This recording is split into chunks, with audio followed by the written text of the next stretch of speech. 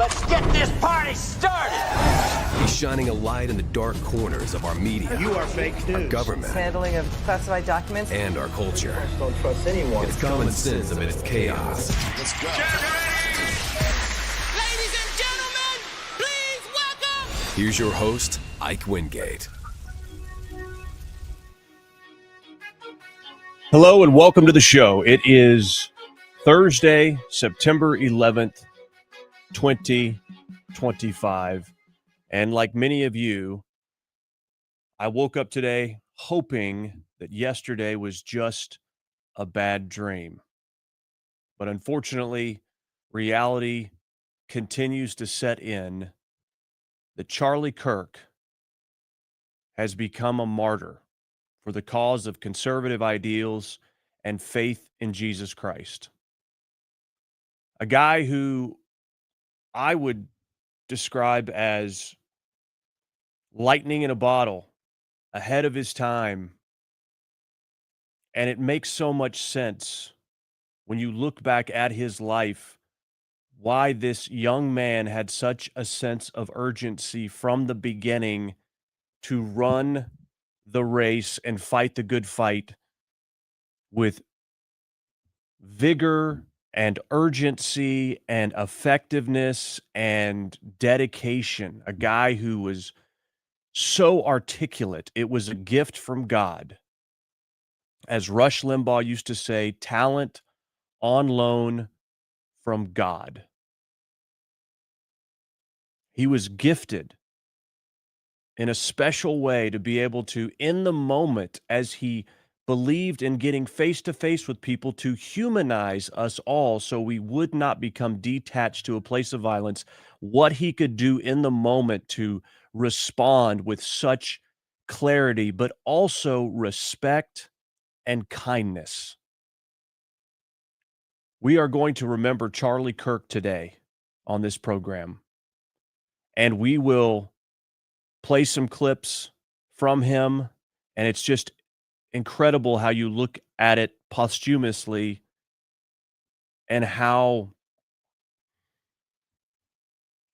prophetic he was in some ways and how wise he was. It's sort of mind-boggling to be looking back in retrospect, watching these clips, knowing what the destiny of his life was and just how profound the things he said were. Charlie Kirk would tell you he was not a perfect man. He was saved by grace and that he was a sinner.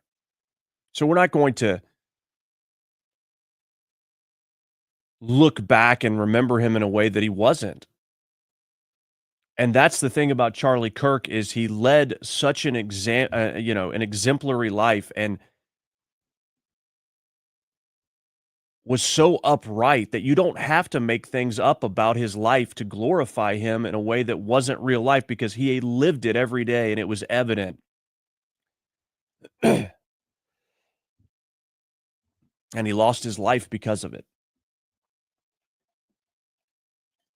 which is the tragedy of this devastating situation. And I know many of us are hurting today. I don't know about you, but sleeping was not easy. And so much of what this tragedy means hit me very early this morning before I went to sleep about what this means for our country.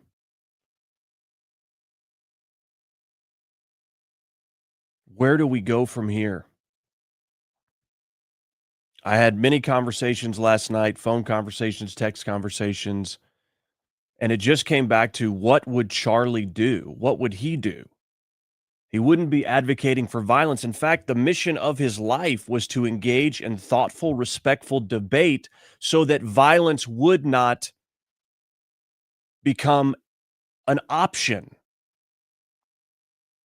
So I have to think, to honor this guy, to honor his mission and his life and what he stood for, would be to say violence is not the answer.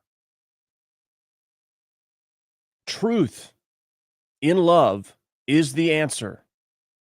And that is contrary to what I want to do and probably what you want to do right now. But it is the right thing, not because just Charlie said it, but because it's biblical, and that's what was actually driving Charlie Kirk. That's the thing about this guy is it wasn't about him. It was about something bigger than him. He was driven by purpose, not transactions. And that's why it was so organic, and you couldn't help when you watch the guy but say, this guy is the real deal. He is genuine. He believes what he's saying, and he had optimism in his message. Optimism. How can you be optimistic in this day and age with so much vitriol and disappointment? Yet he was. We are streaming right now on multiple platforms. I struggled to collect myself enough to come and try to deliver a show. And so I came on late. And so for that reason, we are going to be cutting off the Died Suddenly feed on X here because we have to make way for another show coming up. But I will continue to stream on my platforms. So if you want to continue watching where we will be remembering Charlie Kirk, but also talking about the investigation, if you want to continue watching on X, then you have to watch on Ike Wingate. I don't want to take any away from people that want to watch Died Suddenly's feed.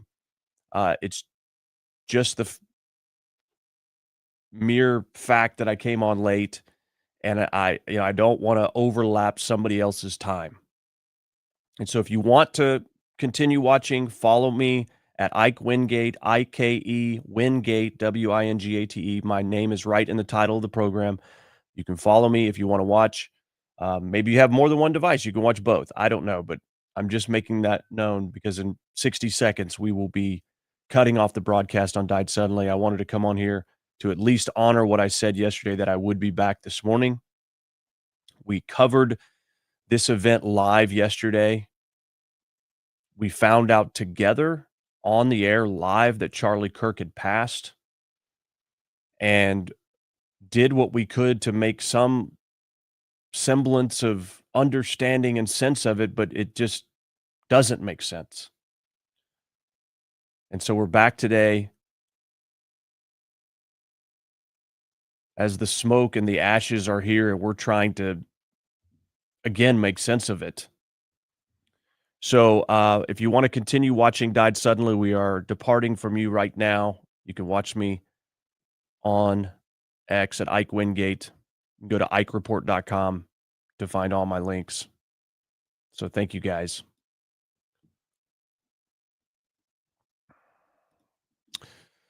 All right. So we now continue broadcasting here. The numbers dropped quite a bit.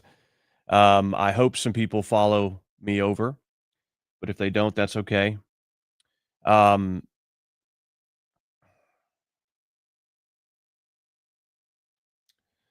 What I'm struck by today is that, well, a few things. One, you cannot underestimate, you cannot understate the effect this is having and will have on the youth of America. I didn't quite get it before yesterday.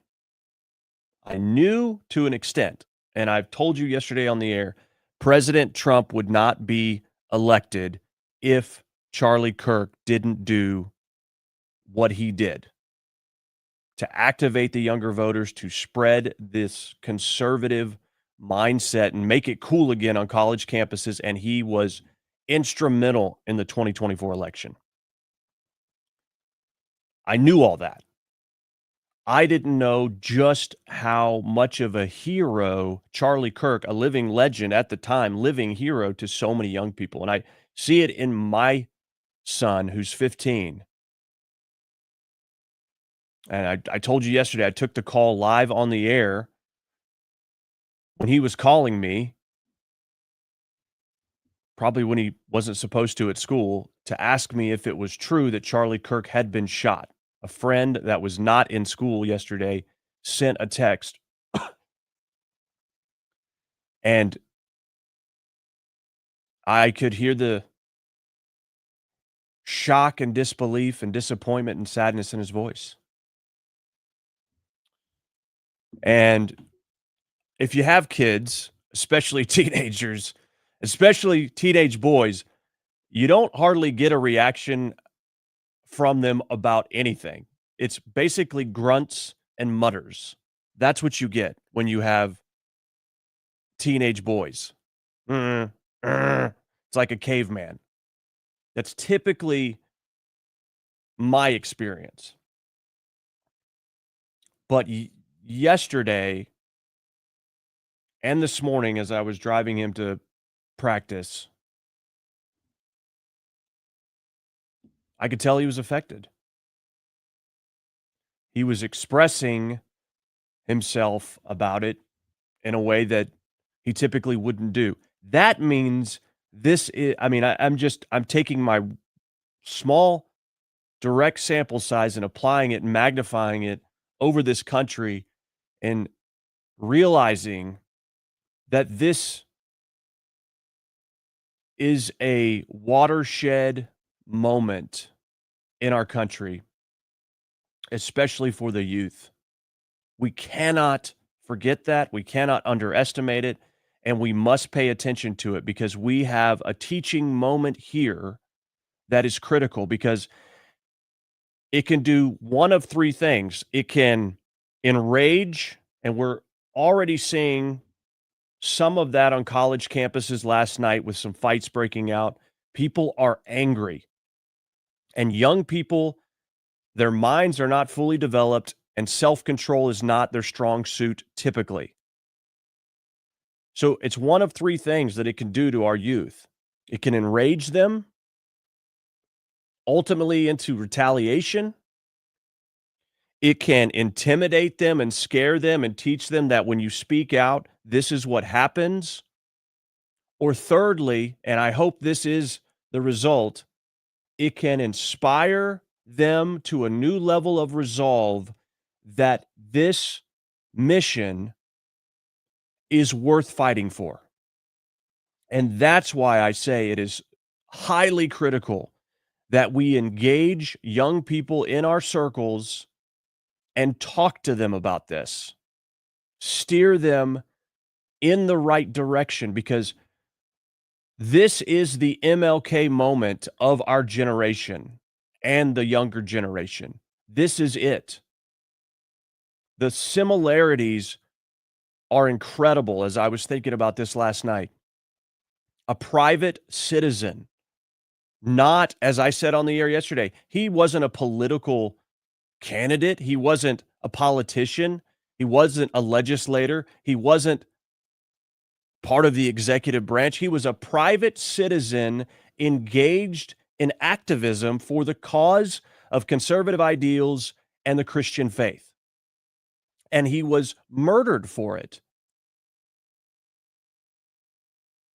Like MLK, for expressing a point of view that made people uncomfortable because it was true. You go, well, that's different than race things. No, it's not. Because right now, people that are pro-family and are Christian and conservative in this country are being discriminated against. They are. They're lepers from the standpoint of the mainstream media, the educational system, colleges, etc. You don't want to tell people that you're a conservative in a lot of those circles. Charlie Kirk was taking the battle straight to those places and looking them in the eye and saying, I'm a real person. I have convictions based on belief. I'm not trying to hurt you or harm you. I'm trying to help you.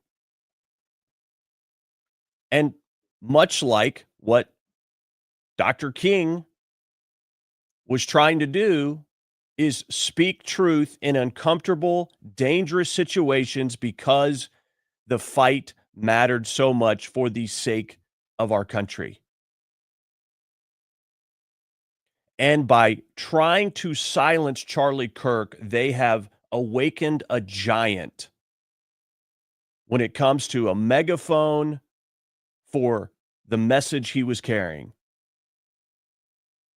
I believe that 100%. I told you yesterday, I've never been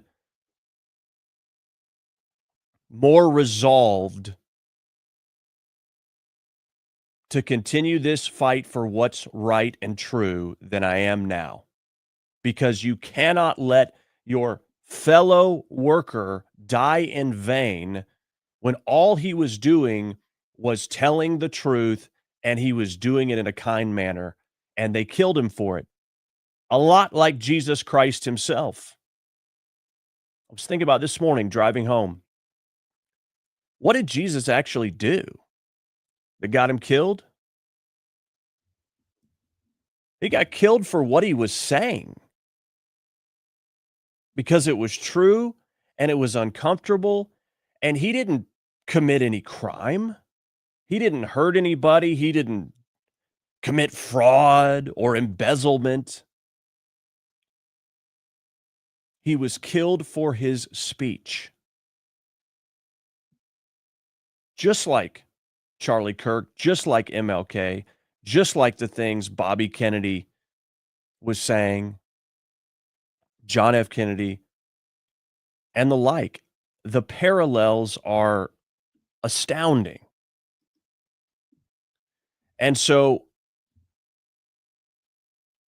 we can't underestimate the effect on the youth. The other reality that hit me like a ton of bricks at about 1:30 this morning was that the United States of America is now a place where undeniable, unequivocal, deadly Christian persecution is happening at the ultimate level. Do you get what I'm saying? That reality hit me, that the death of Charlie Kirk is absolute, irrefutable evidence that deadly Christian persecution is here in the United States of America. That was a sobering realization for me. Because we hear in churches and from sermons and things about the United States of America being so comfortable, and we don't understand what it's like to be in a place where our faith is risky, and like it is in other countries. And I'm not saying it's to those levels in a lot of places, but we can no longer say that the United States of America is a free place to worship Jesus Christ. You can't say it anymore. Like, undeniably, you can't say it anymore.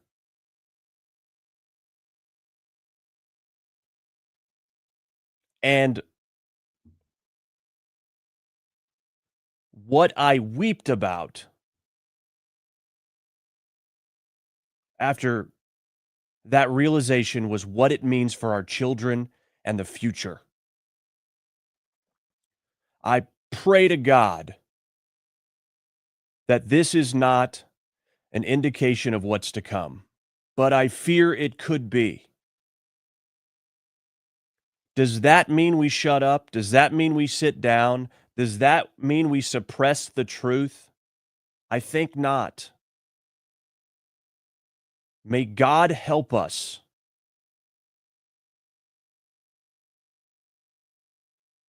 But I look at this moment as literally a marker before Charlie Kirk was assassinated and after Charlie Kirk was assassinated. And you might say, well, you're playing this up. I am not. I believe it 100%. I'm not being dramatic for entertainment purposes. The attack on Charlie Kirk was an attack on so many of us. That's what I can't get out of my head is trying to separate myself personally from Charlie Kirk and what he believed, and I can't do it. As I said yesterday, Charlie Kirk was one of those rare people in the business that I looked at and said, this guy is 100% genuine. He agrees what he believes what he's saying.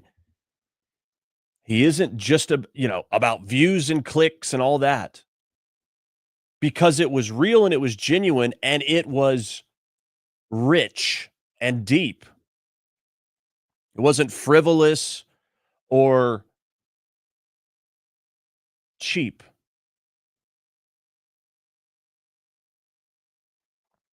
And he believed what he was saying. And I relate to him in so many ways. I find it very difficult to find a point of view that he had that I disagree with. And that is what is shocking, because you're faced with this reality that the attack on Charlie Kirk feels like an attack on us.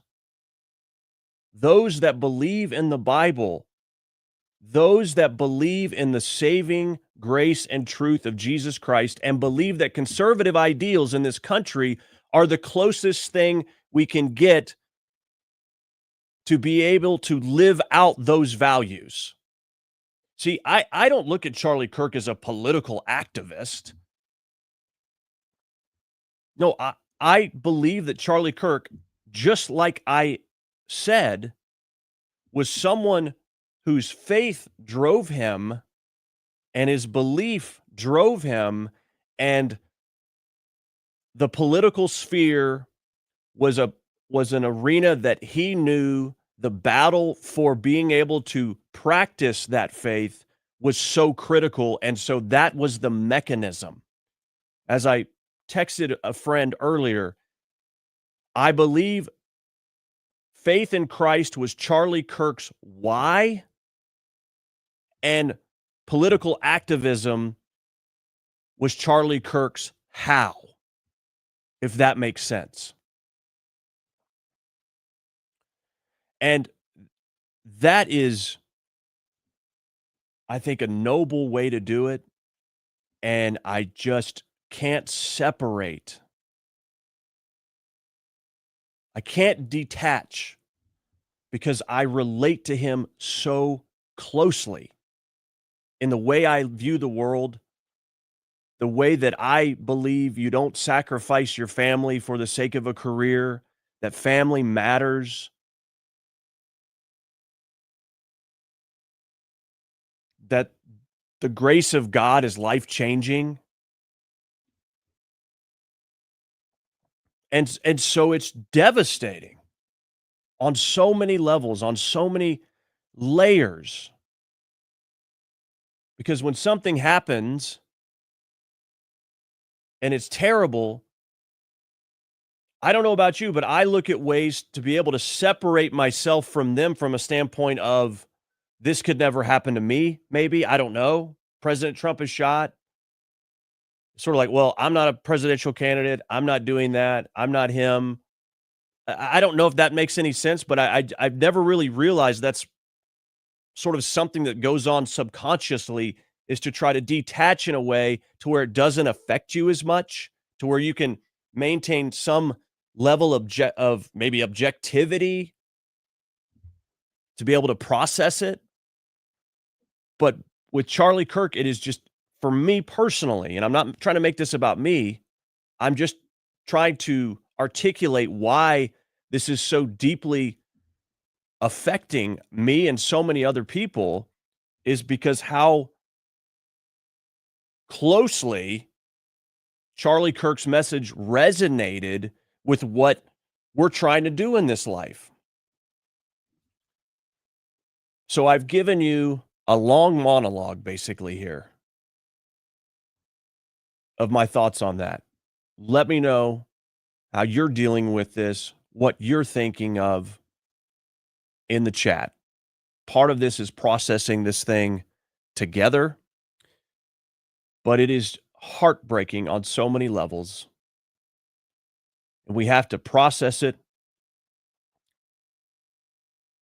somehow accept it, and then move on in a constructive way somehow. So we're going to do that now.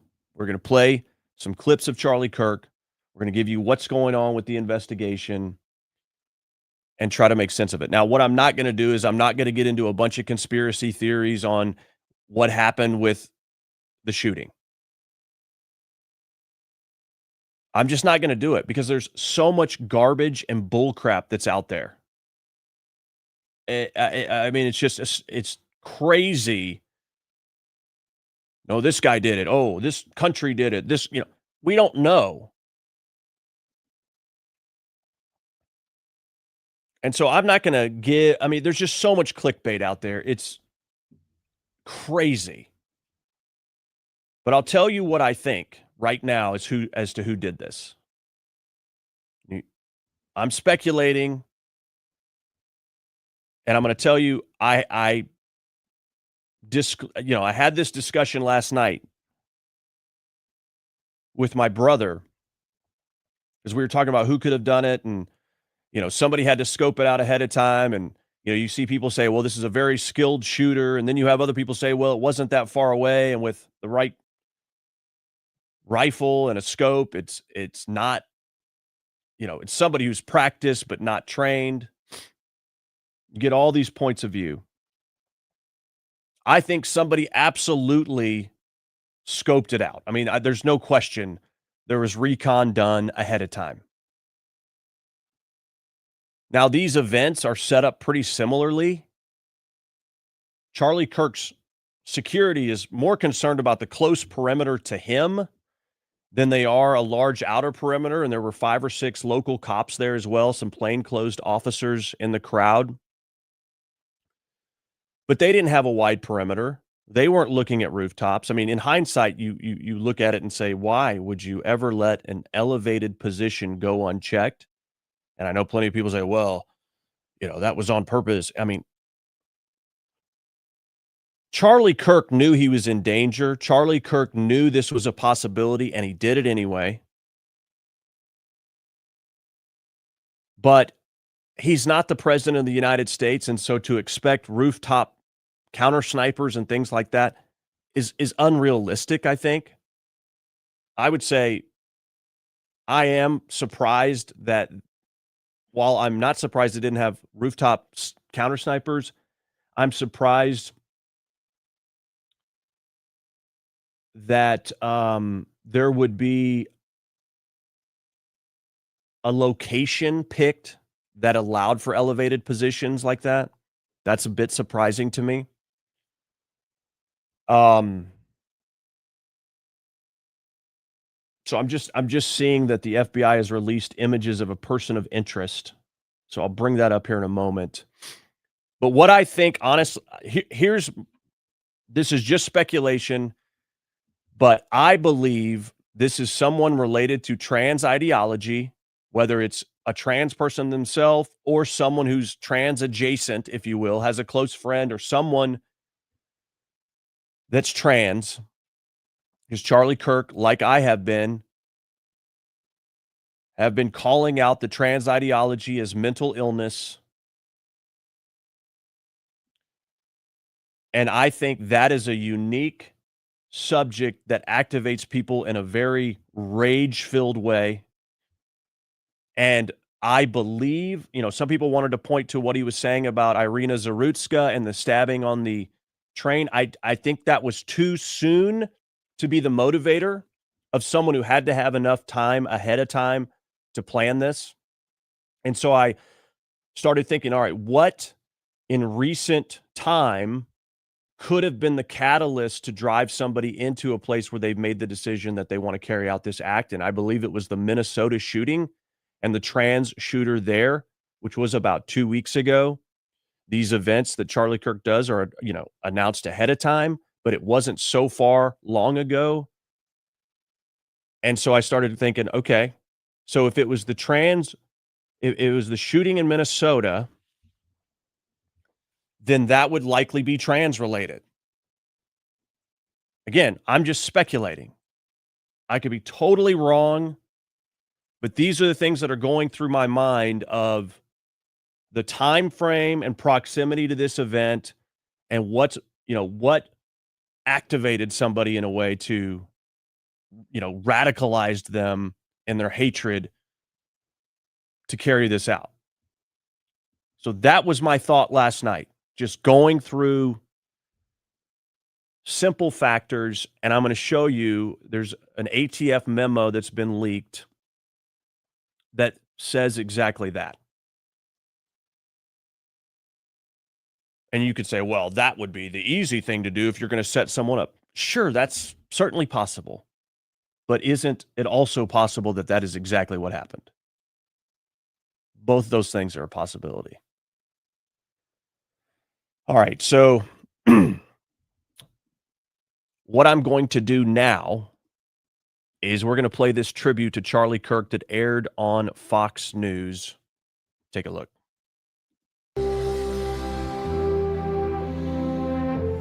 Charlie Kirk is being remembered tonight as a hugely influential, charismatic, and engaging individual committed to civil discourse and the open exchange of ideas.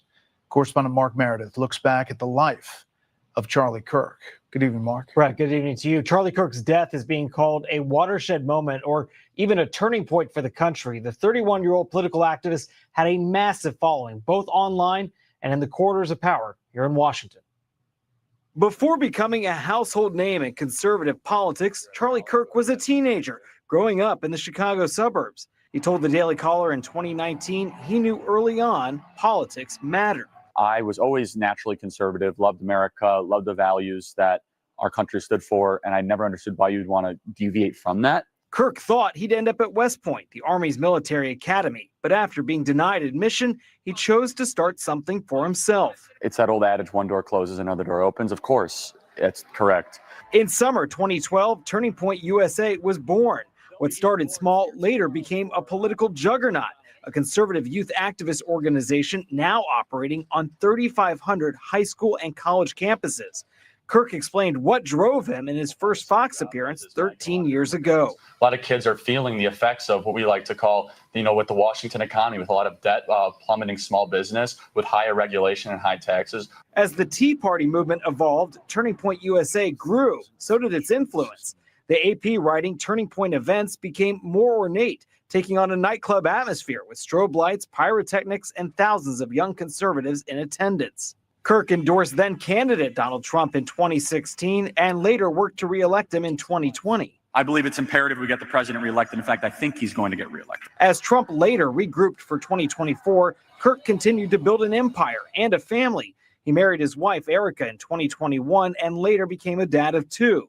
Trump himself thanked Kirk for staying loyal amid a year of chaos. And I want to express my tremendous gratitude to Charlie Kirk. He's really an amazing guy. With Trump now back in power, Kirk remained active, speaking out constantly about the conservative movement. There's a revival happening in this country right now. Tonight, tributes continue to pour in for a man many believe helped change the course of U.S. political history.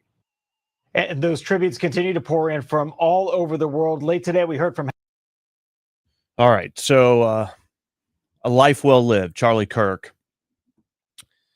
Without a doubt. All right. So I'll get into the investigation here shortly. President Trump, obviously today is 9/11. It's an important day to remember evil that was carried out in this country. And unfortunately, we're back to evil being carried out from within this country. And I'll say this, because of the date that Charlie Kirk was killed, he will be remembered for a long time, because we will always remember the day before September 11th is when they took Charlie Kirk from this earth. And so by doing it on that date, these evil monsters, whoever they are, have solidified and marked in time a very easy to remember date because of its proximity to 9/11. So thank you for that. President Trump speaking at the Pentagon ceremony earlier today, talking about awarding the Medal of Freedom to Charlie Kirk. Take a look.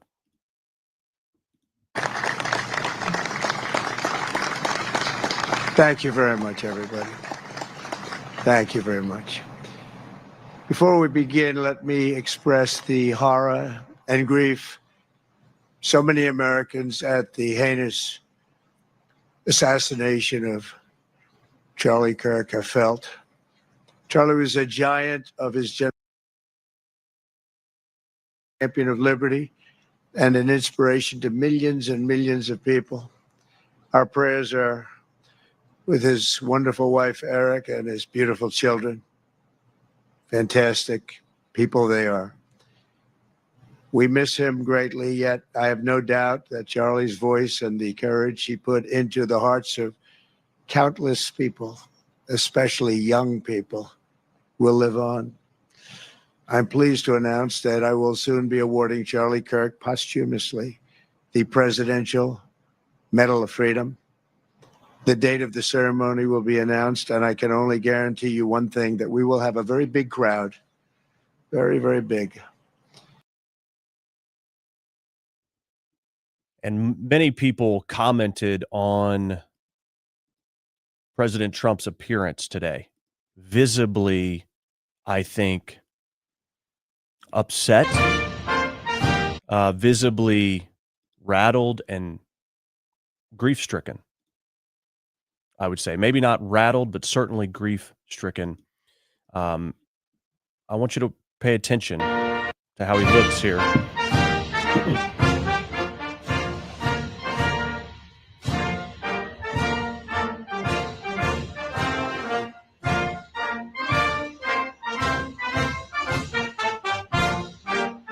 He's sad.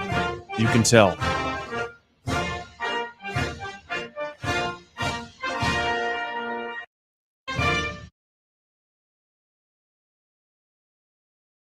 And like so many Americans today, just sad.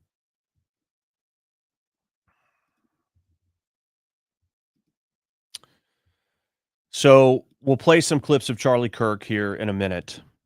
Melania had a beautiful letter. I'm kind of all over the place for a minute here while I try to sort some of this stuff out. It's just so hard to know where to go and what to do and what order.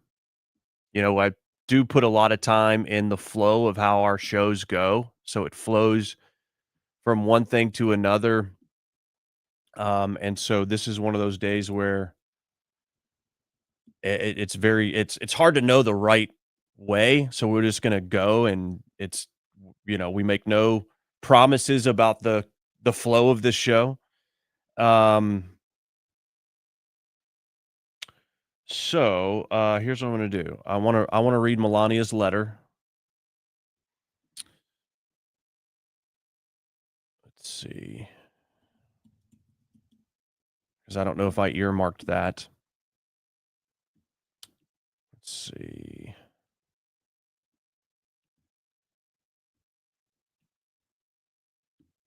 Here we go. Melania Trump says, Charlie's children will be raised with stories instead of memories, photographs instead of laughter, and silence where their father's voice should have echoed. Charlie Kirk's life should serve as a symbolic reminder that compassionate awareness elevates family, love, and country. Beautifully stated. Okay, so let's see. I think we need to.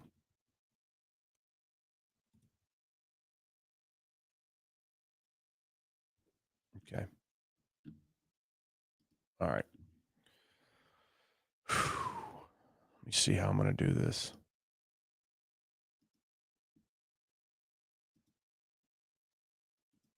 Oh my gosh. I mean, I have like 60 something things we clipped.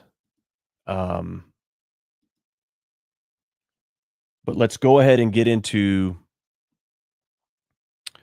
the investigation side of this thing, and then I'll check in on the chat, and then we'll play some clips. So here was part of the FBI briefing this morning, telling us where they are at the moment. Now, yesterday there was a lot of confusion. 2 different people detained. Kash Patel, I think, if I can just respectfully be critical of the man, he should not have tweeted out that they got the guy, basically, and then had to tweet out that they released him.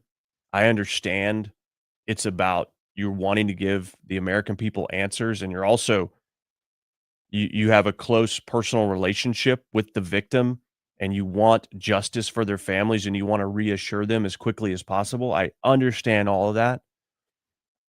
I think it wasn't helpful when it went out. It gave people false hope for a little bit, and then it gave people hope in the moment that it was announced, but then it was extremely deflating once it was discovered it was the wrong person. So that was the real negative effect of doing that. Now, here's what I will say: they're going to catch the person. It's just a matter of time.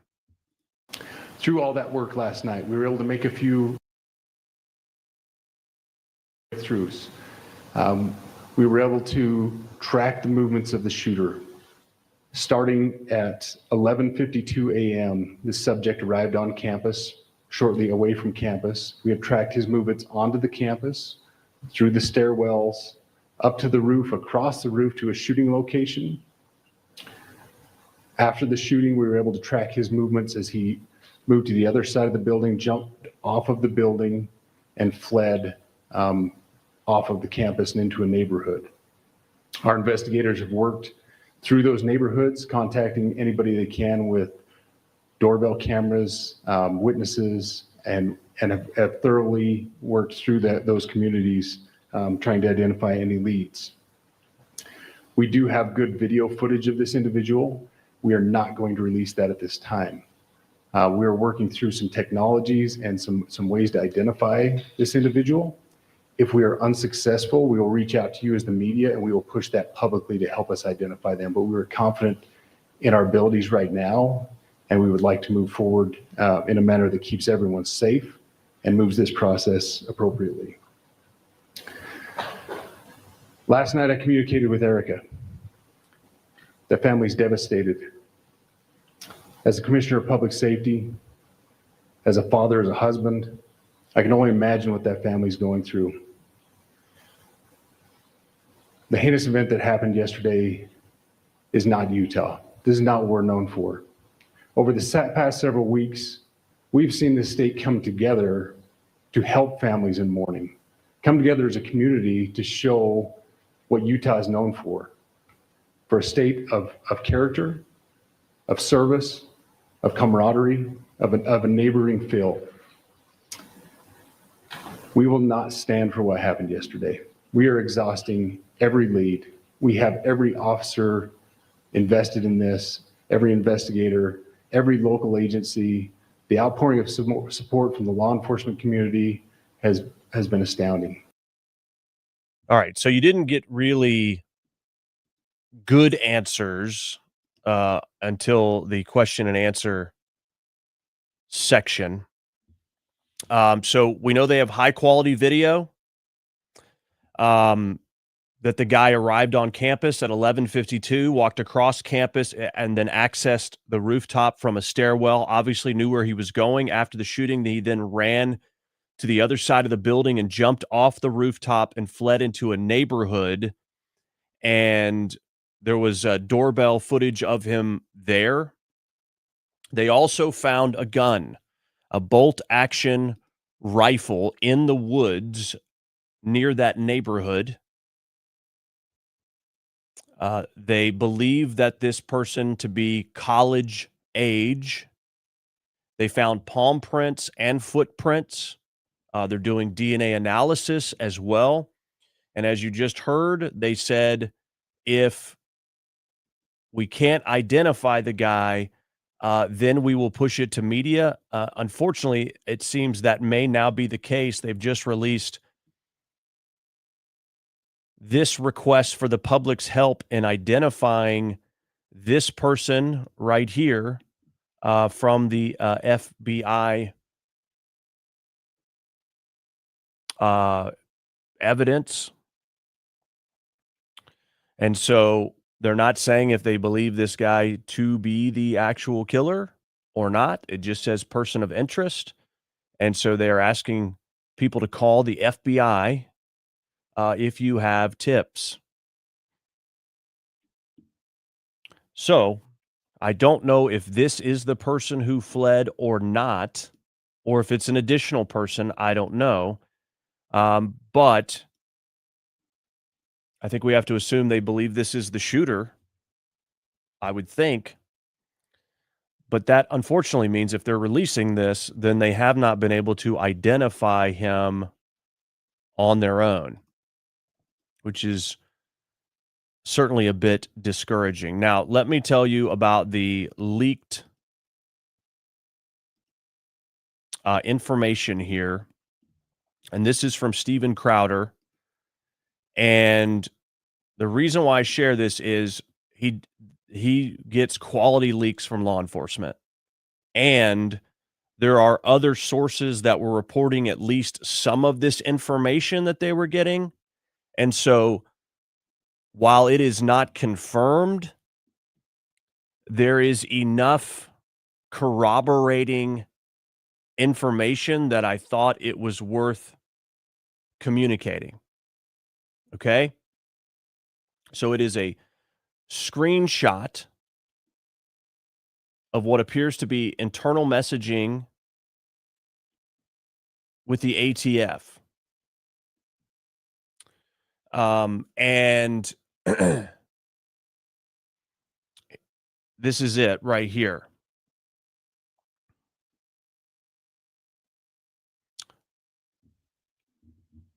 It says on September 10th, approximately 12:24, conservative political influencer Charlie Kirk was shot and killed at the Utah Valley University in Orem, Utah. Mr. Kirk was speaking at the university as part of the American Comeback Tour. Multiple SLC 1 and 3 agents responded immediately. The suspect fired one shot from an elevated position on a rooftop in an adjacent building on the campus, and surveillance video shows the suspect jumping off and fleeing the area on foot. That's exactly what law enforcement said. ATF and other law enforcement located an older model imported Mauser 30-06 caliber bolt action rifle wrapped in a towel in a wooded area near the campus. The location of the firearm appears to match the suspect's route of travel. The spent cartridge was still chambered in the rifle because in order to discharge it, you would have to essentially chamber the round. So this person got off the one shot. That was it. They never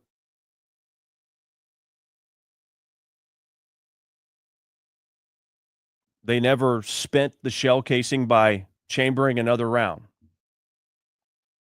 So it was still in there. Now, you could look at this and go, this is awfully convenient. Literally, the cartridge is, still in the gun. And it's in a towel in the woods. You could say it was a setup. Anything's possible. But there's one thing they should be able to do, hopefully, is to be able to match the bullet they extracted from Charlie Kirk, to be able to match it if it's not too damaged. In addition to the cartridge still chambered, there were 3 unspent rounds in the top Fed magazine. All cartridges have engraved wording on them expressing transgender and anti-fascist ideology. An emergency trace has been submitted on the firearm, and ATF SLC, Salt Lake City, I believe, is working leads generated by the trace. The firearm and ammunition have been taken by the FBI for DNA analysis and fingerprint impressions. Upon a completion of forensics, the firearm will be disassembled for additional importer information. Multiple people of interest have been contacted or detained because of eyewitness testimony and review of video footage. The primary suspect is yet to be identified. ATF is assisting in the investigation with multiple other federal, state, and local partners, and the case is co-led by the FBI and Utah SBI. So I share that because it is, this is something that was put out earlier today, well before this law enforcement briefing, and it matches everything they said hours before they said it. So that's why I'm giving this some light here on the show. So that's what we know at this point. That's what we know at this point. Appearing to be someone with trans and anti-fascist ideology, allegedly writing on the casings and then leaving all the evidence right there, which begs the question here. Obviously, if all this is true, they're trying to make a political statement, assuming it's not a setup. Okay, we're going to take it on face value until we see otherwise. But it's as if they wanted this gun to be found, potentially. I mean, what's mind-boggling to me is how someone thinks they could pull something like this off and get away with it. Now, I mean, obviously, the person has gotten away with it to a certain degree already. But it makes you wonder, I mean, what were you going to do with the gun? Well, I was always, going to trash it in the woods and hope that they couldn't trace your path. So it's just mind-boggling to me. I mean, obviously, somebody who does this is obviously not thinking clearly. You look at what was pulled off, though, and I mean, it was a very pinpoint accurate assassination. Now, I have read from multiple sources that believe Charlie Kirk was wearing a bulletproof vest, which was apparently customary for him to do, typical for him to wear a bulletproof vest. Unfortunately, that doesn't protect your neck or your head.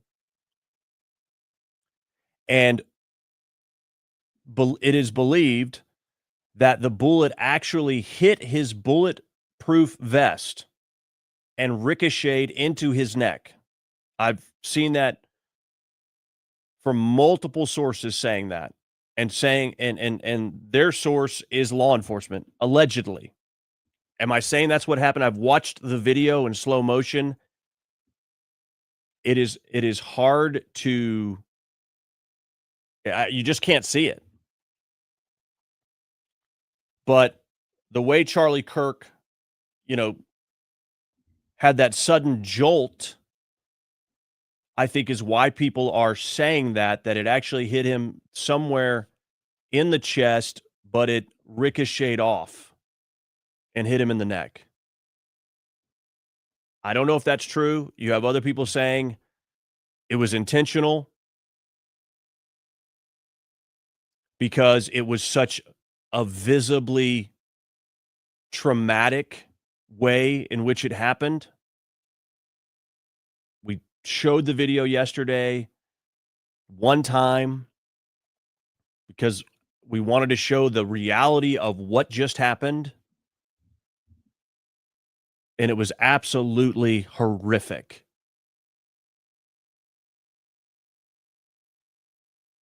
And so some believe that was by design. I find that a bit hard to believe that someone could be that calculated because I think it's much harder to hit a neck than it is to hit a chest or even a head. But some people believe if it was a headshot, he would have fallen back and no one, you wouldn't have had the visuals, the devastatingly traumatic visuals that we had if it were a headshot or a chest shot. The chest shot had the bulletproof vest. And so it's leading some people to speculate, oh, this was absolutely pinpoint, accurate, intentional. I am skeptical of that. I think potentially it is more likely that the angle and the tent, maybe it was possible that they couldn't even see his head and that the chest was what they were aiming for and it did ricochet and hit the neck, or they were aiming for the head and were low. Those are, I think, more realistic possibilities if you're not dealing with some kind of elite level trained sniper. And I don't think that's what we're dealing with here. I could be wrong. I'm just going off the gut of the information I'm seeing. So that's the information. It is, I mean, I still can't believe we're talking about this.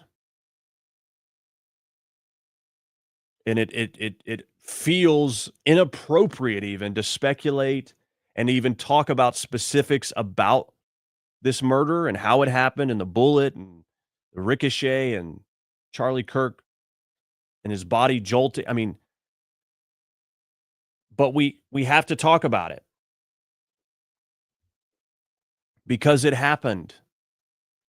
And we must get the truth out there, as hard as it is to talk about, because to wash over this or, in any way edit the details of this is to diminish just how horrific it was. And I think so. I think it's important to flesh out the details. Unfortunately, not to dwell on them, but to at least have the conversation. So my prediction, my hunch, my intuition says they're going to apprehend this person very soon.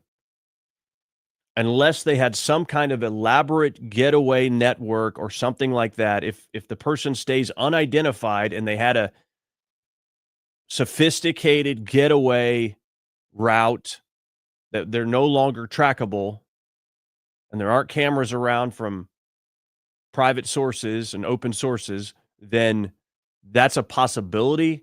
But I think that's a low possibility at this point, this day and age. Here's what I find interesting. This person was not trying to carry out a mass shooting. They had more ammunition. They didn't continue shooting. That's what struck me, is it was one and done, and we find out there's more ammo, and they could have shot other people. And so I begin to wonder, is it was the getaway so important? Like that was the most important thing, was getting away or inflicting as much damage as possible. It seems like the getaway was the most important thing after carrying out the act. Now, one could speculate if the first shot didn't hit the target, they would have likely shot more. But I think it's clear it wasn't about a mass shooting or inflicting as much damage as possible. It was about one thing, and that was killing Charlie Kirk and Charlie Kirk alone. And then making sure they could get away. It wasn't somebody who wanted to be caught and then wanted death by, cop, suicide by cop. Again, these are just observations. These things that are, you go through one by one and think through it. And so if you have somebody like that, what's the profile on them? You know what I'm saying? That they have some level of fear of being caught and killed. They're not just blatantly or, they didn't go all in on themselves for the cause. Like some people that go into these shootings and when the cops show up, they kill themselves or whatever. And it wasn't somebody who was up close and did it, because then they would have likely gotten in that situation and would have been killed.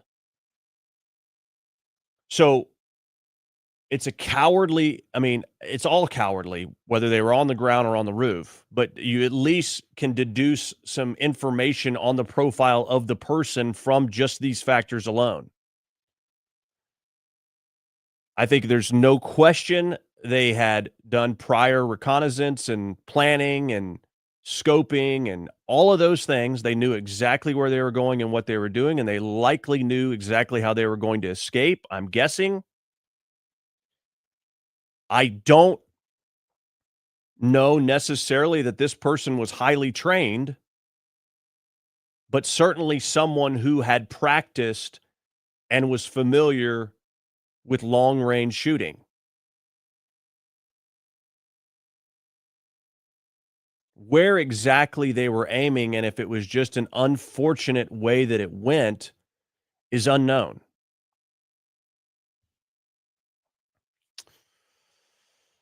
Okay. Now, unfortunately, okay, hold on. All right. So, there's a ton of videos out there online of people celebrating this, which is absolutely disgusting and sick. We've seen people in the media say inappropriate things and get fired, basically saying the guy asked for it. The evil out there for a guy who never hurt anybody, who had strong points of view, but was kind and respectful with it,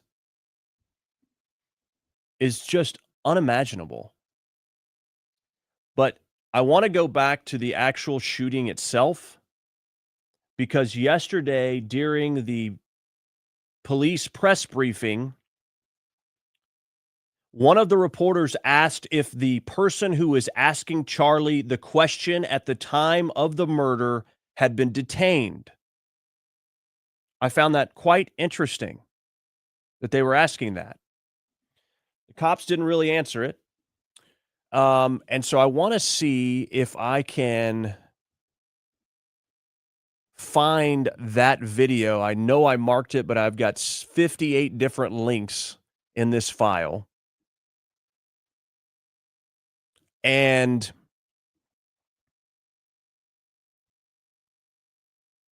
what the guy asks.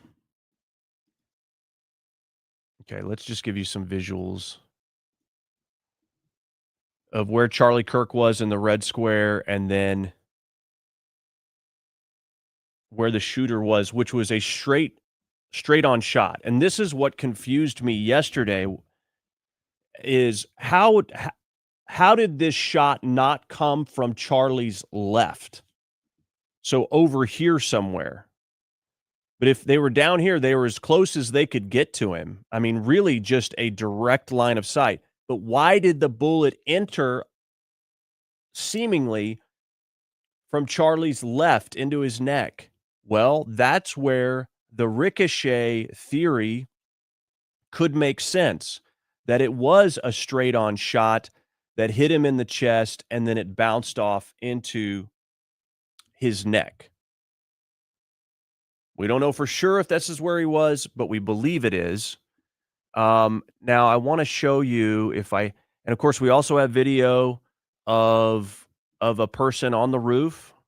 In place? You would think that. Okay, so as you're seeing this, they're looking this way. So Charlie Kirk would have been left of where you're looking. This person's in the back, and they see someone laying down up there. So there's somebody on the roof right there? Just saying?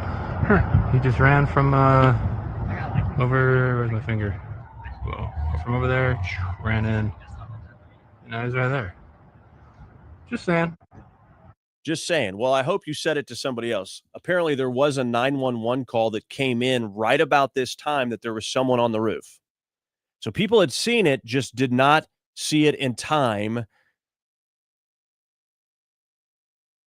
It just makes you wish that somebody was able to make loud noises or something to draw attention to get this guy out of there.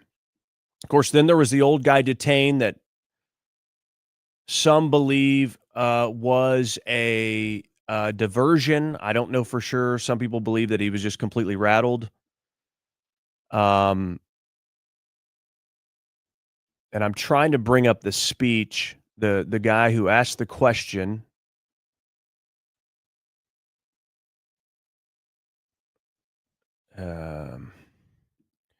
Because it's interesting that they asked if. Let me see if this is it. Yeah. You think he'd already be in place? You would think. Because of the question that was asked. No, that's not it.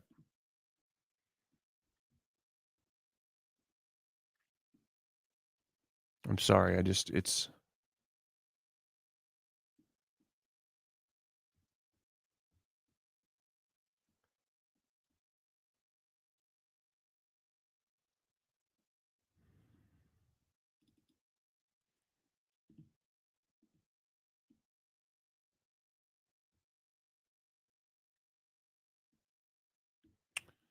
Yeah, and then you got all these weird things talking about the ring, changing fingers, and all. I mean, you had a group of students that cheered right afterward, allegedly. All right, so I don't think. Give me a second here. This might be on a separate.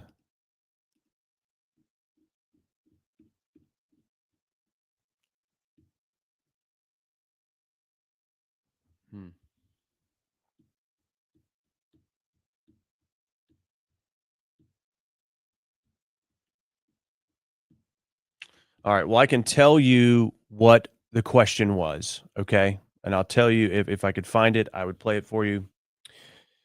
The person asking Charlie Kirk the question, the longer clip. I really want to play it.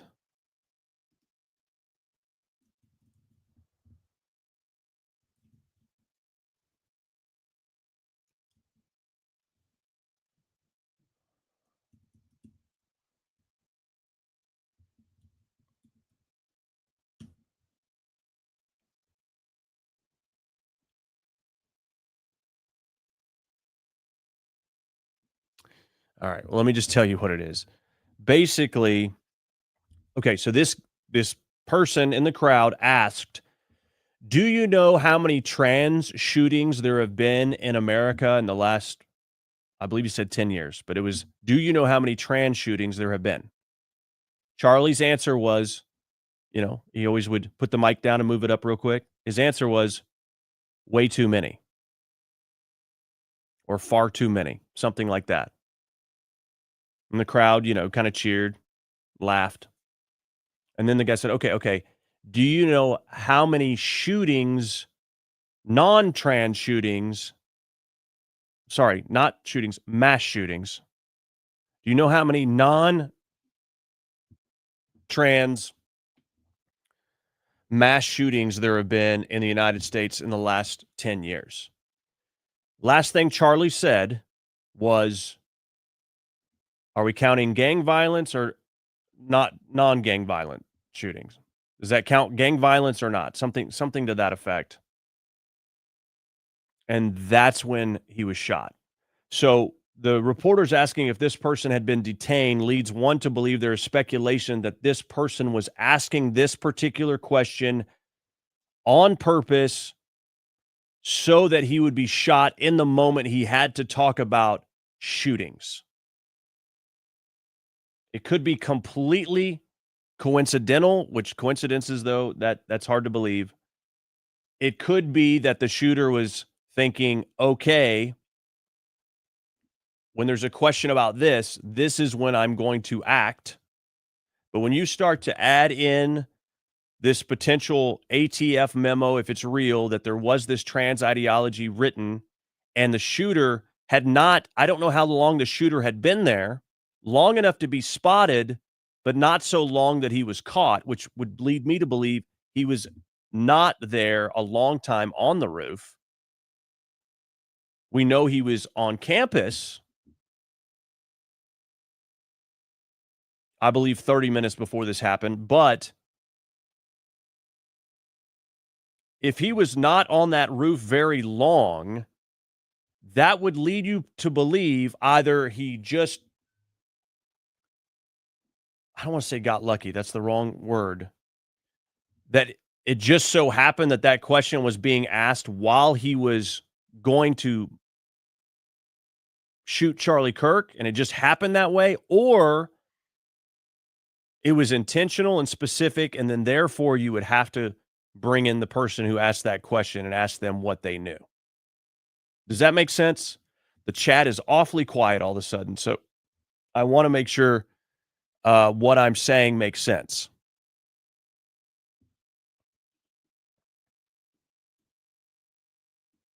Have I lost Instagram over there? Hold on one sec.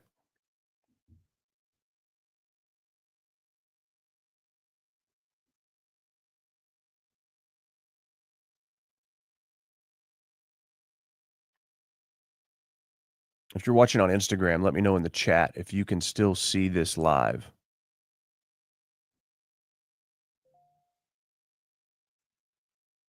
Because it looks like it's black.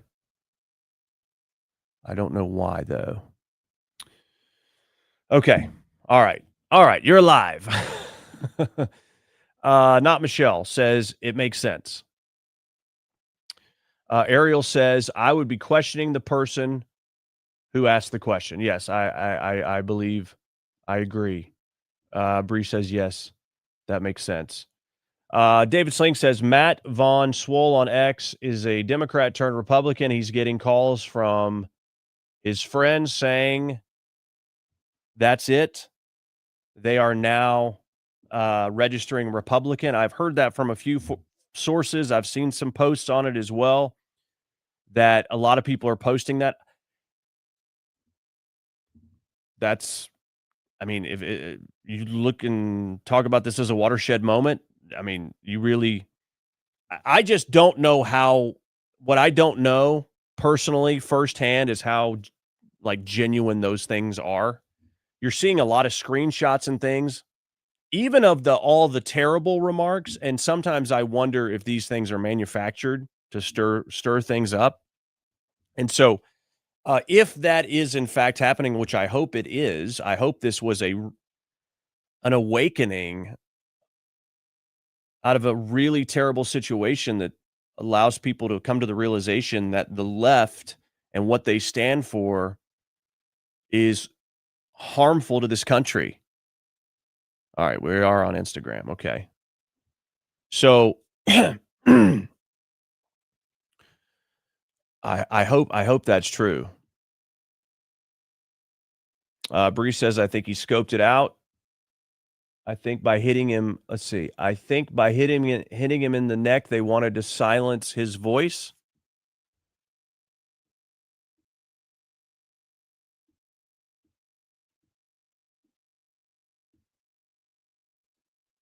Bree says the Bible is unfolding before our eyes.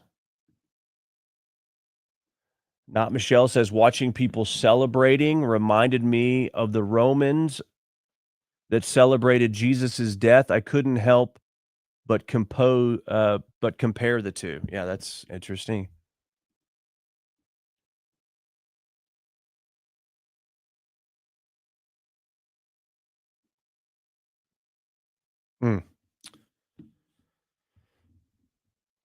This is heartbreaking to read.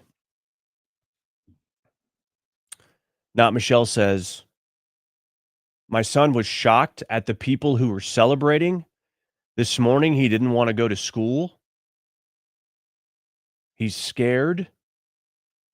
And he's 15. See what I mean? This is precisely the effect of this horrible, heinous evil. It's demonic, it's satanic, it is not good, it is not light, it is darkness, it is not of God. And this is what they want to do. They want to scare people, frighten people. They want to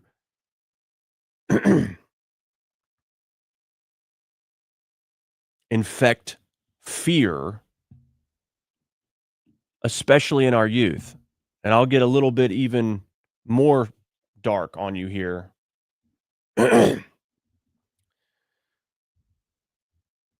What is, I don't know if I said this yesterday, but when you think, I mean, what is driving the left is Marxism. Government's God, the rights don't come from God. It comes from the government, etc. They don't want a people that worships and has faith in God because the allegiance is to God and not to them. And Marxism, I believe, is completely satanic. But what is the Marxist playbook? One of the key pillars of the Marxist playbook is to indoctrinate people at a young age. You must get in the schools to where you create this alternate reality based on half-truths or lies, all-out lies completely, and you indoctrinate, you deceive, and you blind, and you do it from a young age, and then it ripples out across the culture over generations. That's the Marxist playbook. Capture the minds of the youth. You with me? What was Charlie Kirk doing? He was capturing the minds of the youth with truth. He was awakening a portion of our population that has had it with where things are going, and they are questioning things in a completely different way than previous generations. And there was a revival afoot across this country in the youth. Specifically, we have called it out over and over. Amazing how many young people voted for Trump, how many young people now identify as conservative, how many young people are filling up the churches in America. We've talked about it. It's amazing. What is going on? This is incredible. What is it? We have talked about this, that there is a movement going on.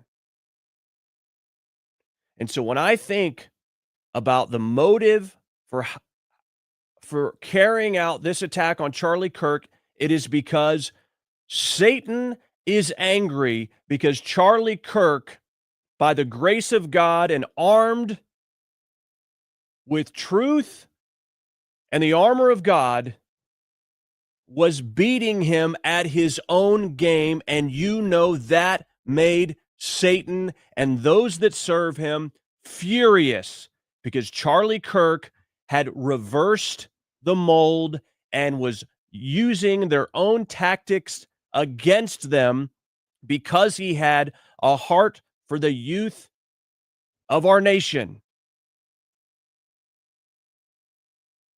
And those that oppose the truth looked at this and said, Charlie Kirk is doing long-term damage to our country because he has exposed the lies of the left and of Satan and enlightened them with the truth of the gospel and the fact that conservative ideology is the closest way that you get to be able to practice out that faith in this country. And that is the why. That is the how behind the why. That is the tactical approach to how we get there.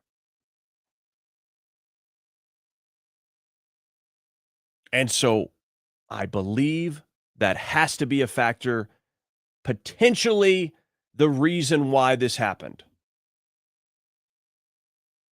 And you go, well, no, it could have just been someone's really mad at what he's been saying. Or yes, I understand that. But if you don't think there's a spiritual battle happening right where we are, then you are not fully awake. The Bible tells us there is a battle going on in the heavenly places, places around us. We don't see it. It is a realm we don't see, but there is a spiritual battle raging, being waged, and it's raging. How about that? There is a spiritual battle raging right now. And if you don't think that spiritual battle involves demonic forces pushing people to do bad things and succumbing to sinful desires, then you're not paying attention. And so when I say, from a spiritual battle standpoint, what Charlie Kirk was doing as the figurehead of this movement angered the demons and Satan and the dark forces, and they had to take him out because you have done something to the younger generations, and we cannot continue to indoctrinate and overtake and destroy this country that is founded on biblical principles. We can't do it with the young people that he is indoctrinating. We must destroy it. Tell me what you think about that theory. Because the youth, the left believes they own the youth, and for a long time they have, and that has changed largely due to Charlie Kirk and what he was doing. The left has staked their claim that they have the minds of the youth. But unbelievably, historically, incredibly, what Charlie Kirk was doing was going against the grain and was changing that in an unprecedented manner. Never before. And so I think we have to look at that largely as why this happened. As I said yesterday, though, what they have done is they have, by killing Charlie Kirk, they think they ended and destroyed this mission. No, they have only poured gasoline on it. Because people are going to wake up and potentially, based on what we're talking about here, have woken up in the last 18 hours. And the people involved in this mission with Turning Point USA are more emboldened than ever. Those sad, downtrodden, grief-stricken, and traumatized, they are emboldened to carry on this mission more than ever.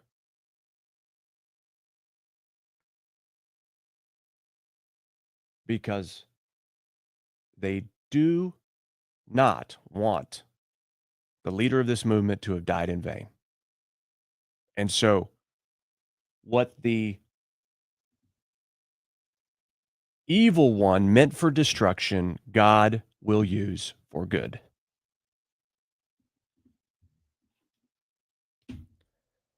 So what I said to you yesterday, in the middle of grappling with this unthinkable tragedy, I don't know why it happened. I cannot make sense of it, but I trust that God will use it in his economy and his way for ultimate good.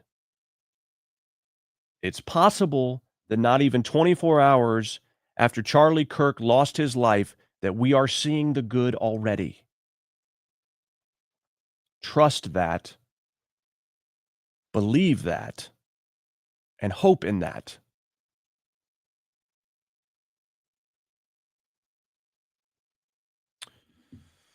Okay. All right. Let's see here. All right. You guys tell me what you want to talk about. If there's something else we're not going into. Let's play some of Charlie's clips as we remember this guy.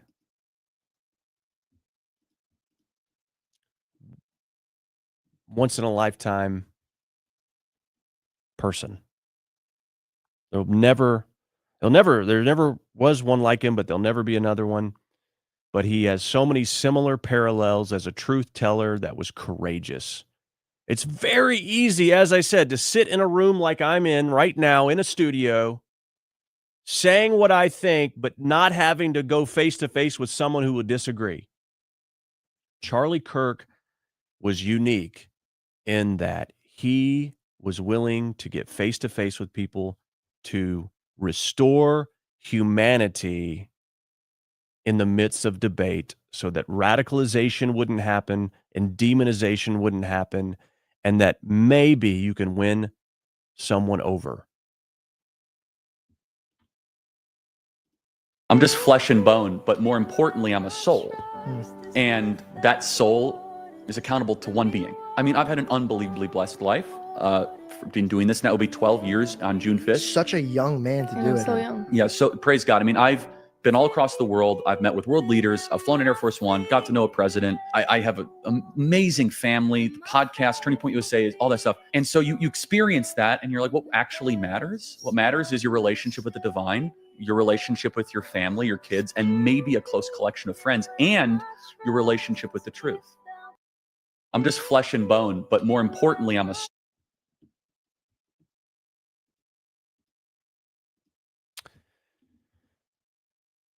It's incredible to watch back these clips and just how fitting it is. Just to know what drove Charlie Kirk, the purpose behind what he was doing. And you watch that and you're sad. But isn't there a level of joy or at least assurance? This guy knew what he was doing. He had the right mindset, guided by God, and he went out doing exactly what he was put on this earth to do. He had fulfilled the mission that God gave him specifically, whatever that exactly was, we don't know. But I believe it's clear it was up because he is gone. But he knew this was a possibility.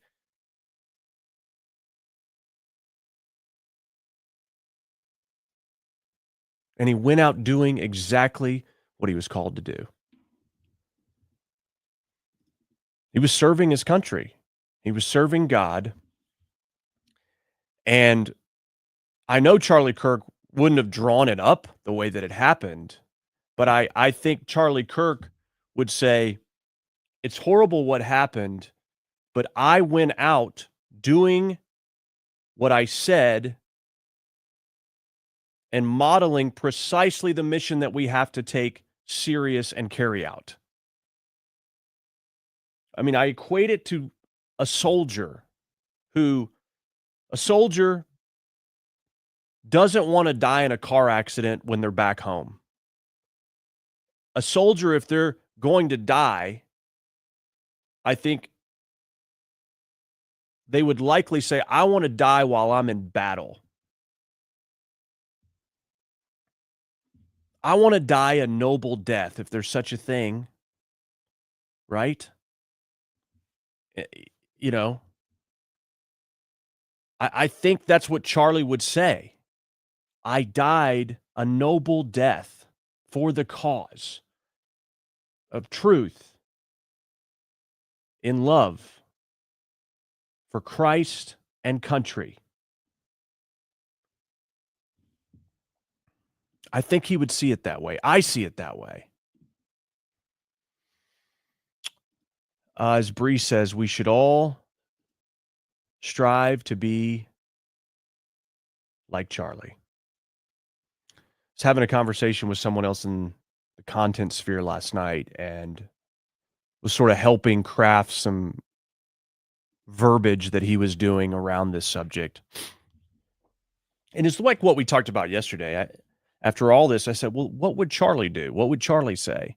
I mean, and ultimately it's not about idolizing Charlie as a person. That's not what he would want. But the reason I say that is Charlie is a current day example but he was just trying to emulate Jesus Christ, which was tell the truth in love. Don't shy away from telling the truth. Do not be afraid, and carry out your mission with the time that you have.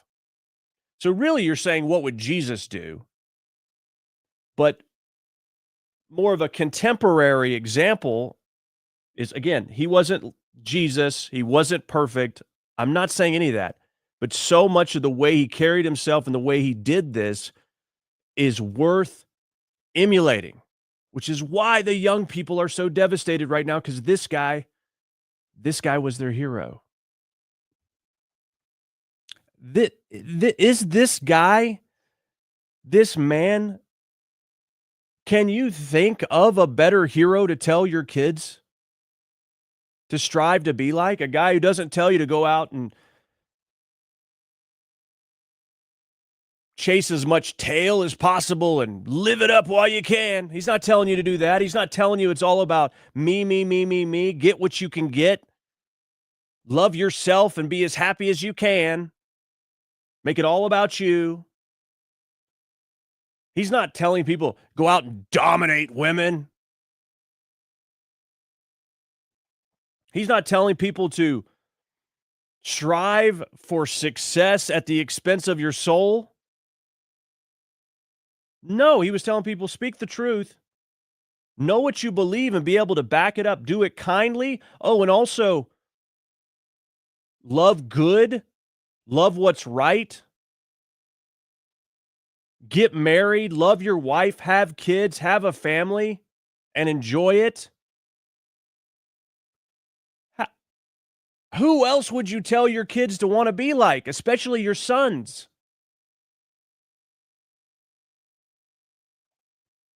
We just don't have examples like this guy in our world today. And that's what's so sad about this. It doesn't change anything, though, about what he stood for and what he did while he's alive, and that lives on. And that's what we got to point to.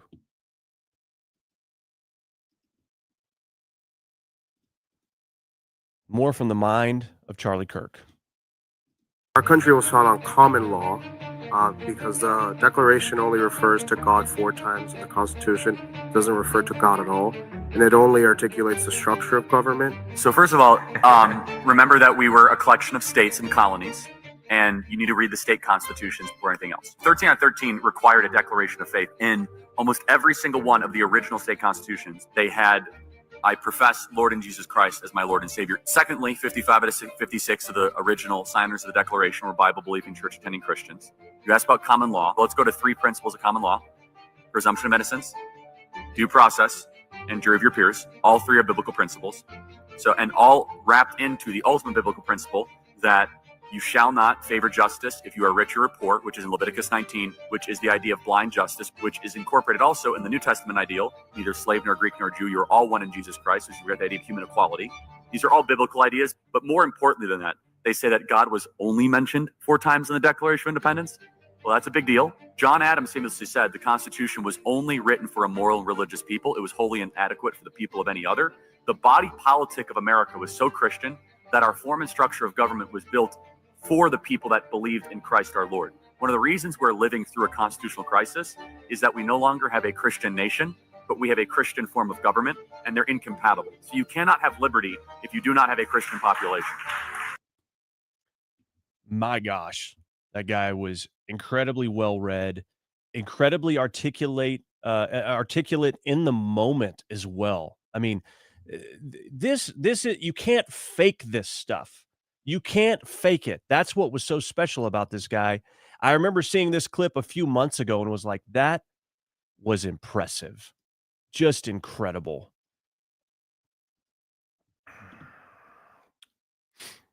Now, one of Charlie Kirk's last acts on earth was sharing the gospel. And yesterday, he did that one last time. Corinthians 5 and 15. So that's all pretty amazing evidence, not just intra-biblical evidence, but extra-biblical evidence that Jesus Christ was a real person. He lived a perfect life. He was crucified, died, and rose on the third day, and he is Lord and God over all. First Corinthians. I mean, we should be so privileged to have a life that up until your last breath, you were carrying out the mission of truth. And up until your last moments, you were sharing the gospel.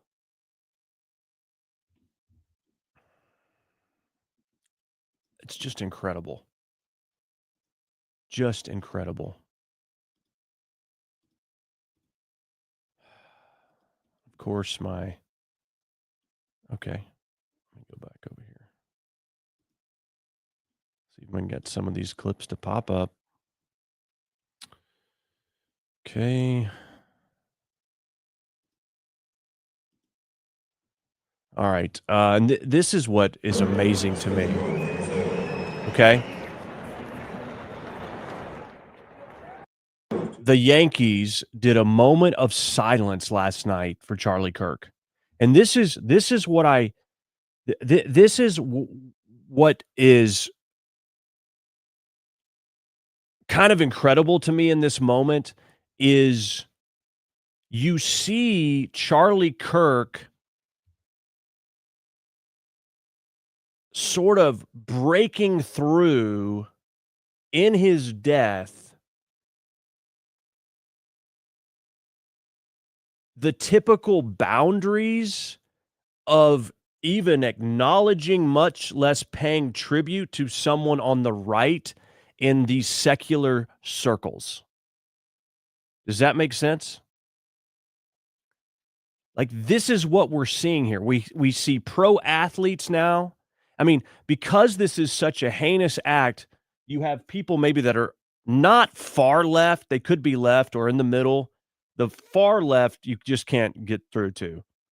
But you have people that are calling this out and saying, I don't care what you believe, this is never acceptable. And people that didn't know who Charlie Kirk was now do, and they are watching his videos and going, man, this guy makes a lot of sense. But you see pro athletes coming out, making statements. You see people calling for the NFL and collegiate football this weekend to observe moments of silence. You have all of these things happening where Charlie Kirk has infiltrated in his death a mass awareness state of the message that he was bringing because of his death. And that's where I say this is a linchpin moment, potentially. This is quite possibly this watershed moment, this gasoline on the fire, this igniting an awakening or a revival that wouldn't otherwise have happened were it not for this tragedy. And that's what's so amazing to see right now, where I was completely shocked that the New York Yankees did this.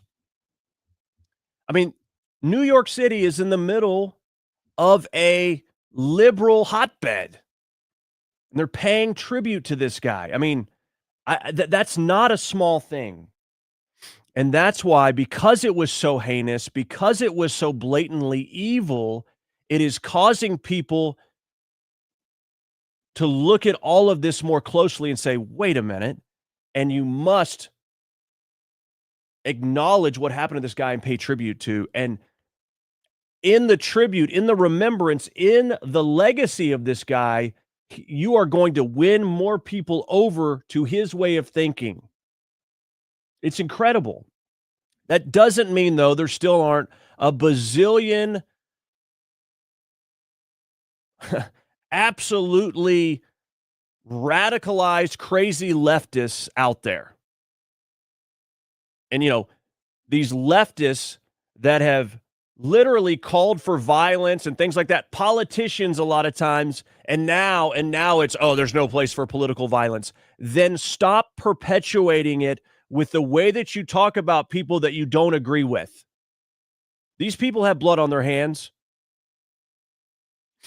Here was an incredible moment yesterday And this is what makes me so sad for the kids that were there, because they will never be the same again.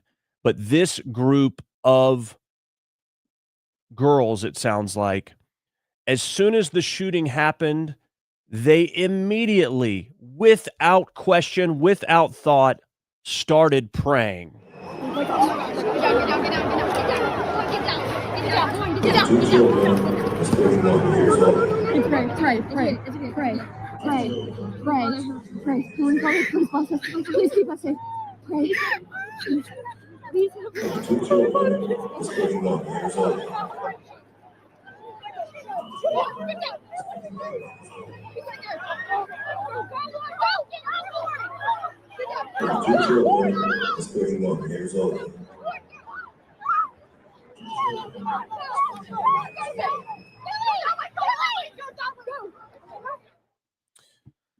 Incredibly traumatizing for these kids.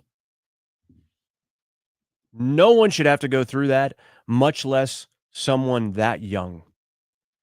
But it's inspiring that in the middle of that horrible moment, they had the wherewithal and the thought and maybe the Holy Spirit's guidance to pray right in that moment. I'm telling you, we can learn a lot from young people. Well, we say, oh, they don't do this, they don't do that, they don't work, they're lazy, they're brain rot, they're skibbity this and Riz that. And I'm telling you, the people that were at that event, most of them were wanting to learn more and growing in their faith, and were practicing what they preach. You had fights around the country potentially last night, or vigils where fights broke out. People yelling F Charlie Kirk and all kind of other horrific things. Like, this is what is so disturbing, how many people out there are posting videos laughing about this. It's no joke.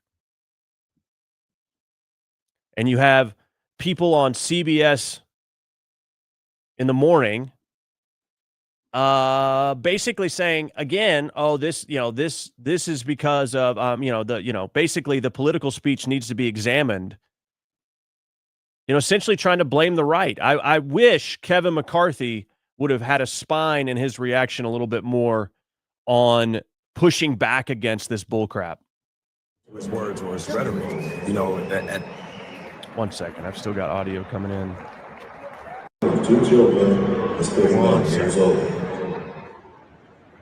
2 children is 31 years old. 2 children is 31 years old. All right, sorry about that. All right, take a look at what was on CBS this morning. Times they were offensive to specific communities. But with that said, this is not the time to focus on that. We are focused on this tragedy. Speaking of this tragedy, is this a moment for your party to reflect on political violence? Is it a moment for us to think about the responsibility of our political leaders and their voices and what it does to the masses as they get lost in misinformation or disinformation that turns in and spills into political violence? I say both parties. I don't even say parties. I say a nation. Okay. And if there's a moment Even in time better. we want to look to, and I looked back and I watched this again when Robert F. Kennedy is running, and he's in Indianapolis, and he just got the news that Martin Luther King was killed. And he has to tell the crowd, because we don't have social media at that time. And it was remarkable the words he said. He said, we have to ask as a nation, who are we? And how do we want to move forward? We have watched this political attack on both sides. We watched what happened in Minnesota. We watched what happened to President Trump. We've watched this on both sides. This is not a question about parties. This is a question about nations. We cannot normalize this, but Charlie was not elected. Charlie was not doing something where you would sit there and one party say something wrong. He was honoring. He was doing it on a college where ideas. This is what happened in the 60s. This is a moment in time for this nation to take this time to actually make a question about all of us. We don't want to go back to the 60s. We don't. That was a more violent period than people recall.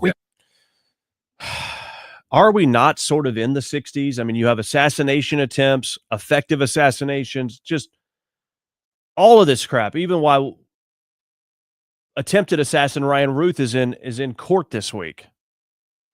But Nate Burleson lectures Republicans to moderate their language and accept responsibility for Charlie's death, basically, in that clip, which is unbelievable.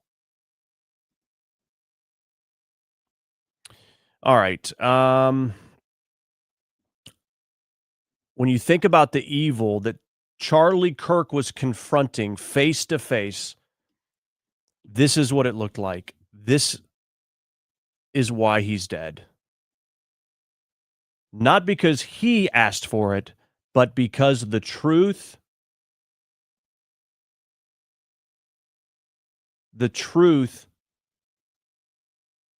was so rejected by some people in our country that they are willing to murder over it. I got a question. Sure. What was your name again? I'm sorry. I don't think I told you. My name's Martyr. Nice to meet you. Why are you? Okay, I've been asked that question a lot. First of all, that question should not even have to be asked, but when people stop talking, really bad stuff starts. When marriages stop talking, divorce happens. When civilizations stop talking, civil war ensues. When you stop having a human connection with someone you disagree with, it becomes a lot easier to want to commit violence against that group. What we as a culture have to get back to is being able to have reasonable disagreement where violence is not an option. You think that's not emotional violence? How is this? What is emotional violence, by the way? I don't know what that is. It is harm intentionally perpetrated on another person, another human being that is intentionally targeted at their emotional well-being. Okay, so feelings mean nothing to me. Isn't why we had the First Amendment to try to push our boundaries and to hear things that might make you mildly uncomfortable? This doesn't make me mildly uncomfortable. Does it make you very uncomfortable? It makes me angry. I got a question. Sure. What was your name again? I'm sorry. There's so much in that clip. The truth that he tells you, the reason why he's doing this, when people stop talking, really bad stuff happens. This is what he wanted to do, was to talk so bad stuff wouldn't happen. Civilization stops talking and civil war ensues. He was doing this to have a human connection, even with people he disagreed with, because if you don't, it results in violence. Literally, the very problem, the very thing that killed Charlie Kirk, it was his life mission to prevent from happening to other people. It's just incredible. And it's all on video. And you see this person who is basically saying his words are emotional violence, totally brainwashed, totally crazy. And no, it doesn't make me uncomfortable what you're saying. It makes me mad. I believe that is a satanic response. It's certainly not godly, or it's certainly not enlightened or kind or anything else. Last week, Charlie Kirk was interviewed by Brigham Tomko. Let's see if I can. From the interview, quote, "You have to point them towards ultimate purposes and towards getting back to church, getting back to faith, getting married, having children. I'm trying to paint a picture of virtue, of lifting people up, not just staying angry." That is what you have to take from this, is we cannot just sit here and tell people what they shouldn't be doing, right? And tell people on the left that what they're doing is wrong or it's bad for our country. No, you have to point them toward what they need to do as well. And that is what Charlie Kirk did, and that is what is so eloquently stated here on what he was trying to do in this life. And then reminder after reminder after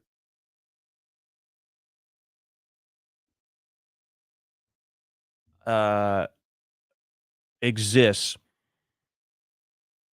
Let's see. L's on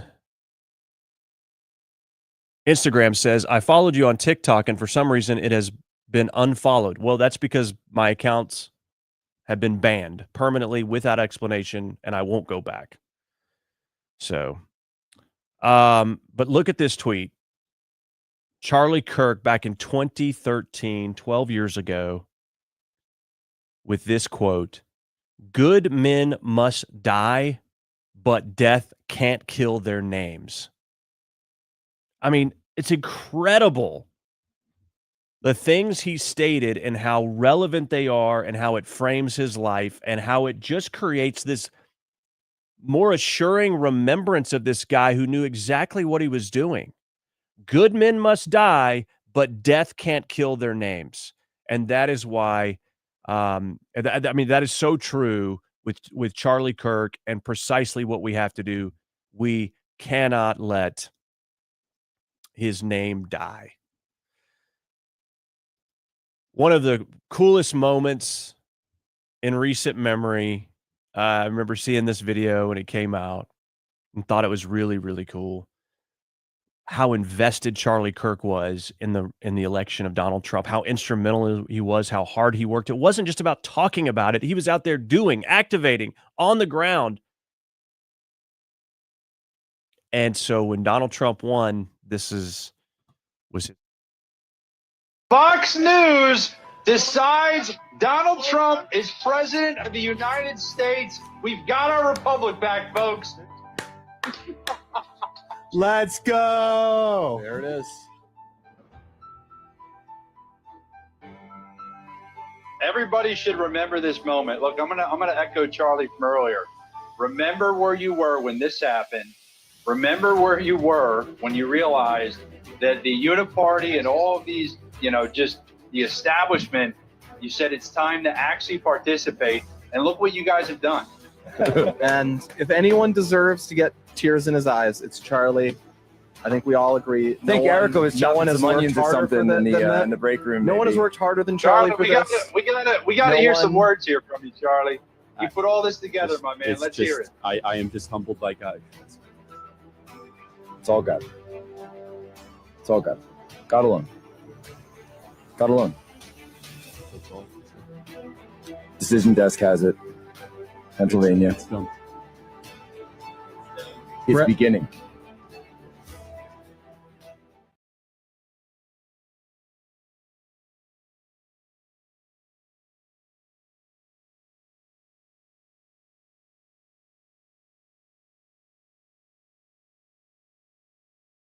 All right. Sorry for the delay there. I had to take a bathroom break. Okay. So just a really cool moment, right? Moved to tears, worked so hard, but did he take the credit? Did he make it about himself? No. Glory to God. That's it. God alone. End of discussion, basically. That's inspiring.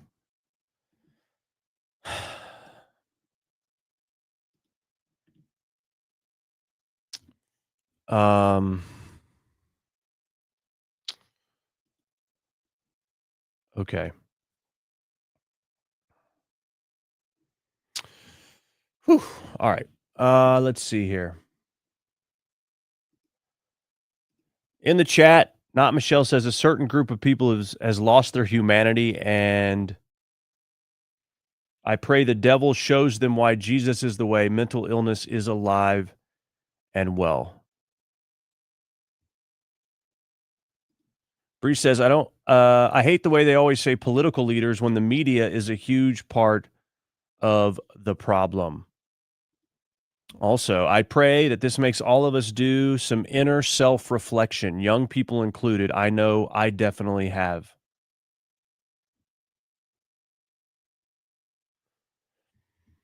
Indeed. Okay. I mean, there are just countless videos I could play of Charlie Kirk. An incredible life, well lived. A guy who did what he said.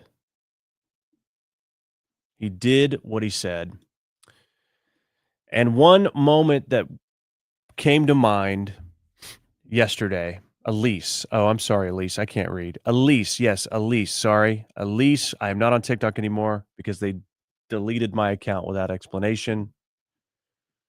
What came to mind as a dad yesterday in this, I mean, Charlie Kirk, huge footprint. I am just getting started, I would say, in this,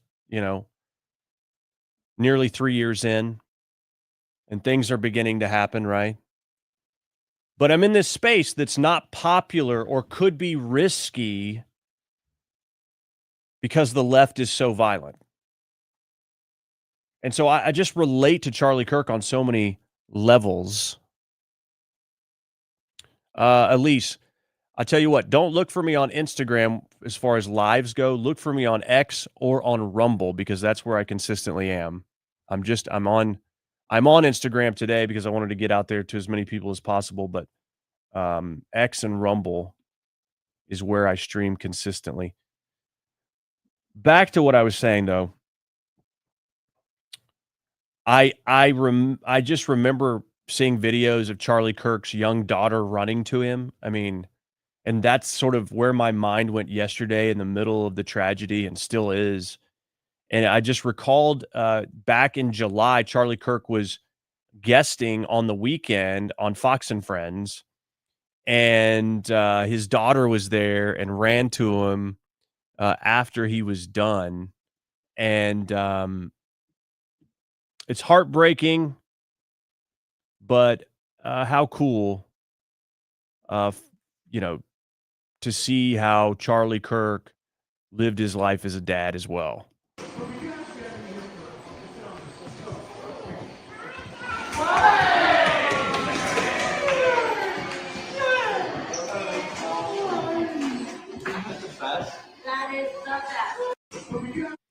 Charlie Kirk, his daughter runs to him, so excited to see him. He picks her up, squeezes her, hugs her, and says, "Isn't that the best?" He loved it. It's just so heartbreaking that evil people took this man from his children and from his wife. But as I've said before, we've got to do and think in a way like Charlie did, not resort to violence. I know you're angry. We need to channel anger into effective, constructive results, not against people in a violent sense, but in action as far as getting these ideals out there, not being afraid to speak up, because I think it's clear there are a lot of people that agree with what Charlie Kirk stood for and said, or at least in part, but they're too afraid to say it. They've been too afraid to express it, but not anymore.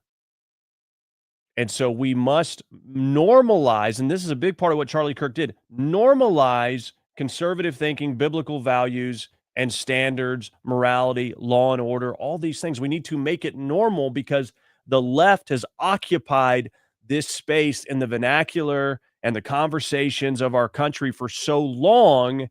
It's driven the truth and people's courage underground.